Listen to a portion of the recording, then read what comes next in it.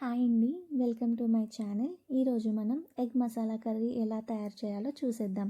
ముందుగా కడాయి పెట్టుకుని నూనె వేసుకుని వేడయ్యాక ఒక టీ స్పూన్ జీలకర్ర, కరివేపాకు, పచ్చిమిర్చి చీరుకులు, ఉల్లిపాయ ముక్కలు వేసుకుని ఫ్రై చేసుకుందాం. ఉల్లిపాయ ముక్కలు వేగాక ఒక టీ స్పూన్ అల్లం వెల్లుల్లి పేస్ట్, చిటికెడు పసుపు, కూరకు తగినంత ఉప్పు వేసుకొని కలుపుకుందాం.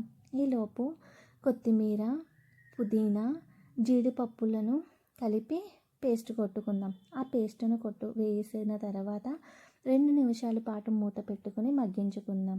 ఒక టీ స్పూన్ కారం, ఒక టీ స్పూన్ గరం మసాలా వేసుకుని కలుపుకుందాం.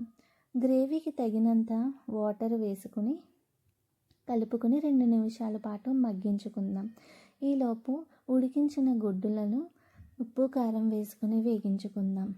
కూర మగ్గాక ఈ వేగించుకున్న గుడ్డులను వేసుకుని 2 నిమిషాల పాటు మూతెట్టుకుందాం. అంతేనండి, వేడివేడిగా ఎగ్ మసాలా కర్రీ అయితే రెడీ అయిపోతుంది.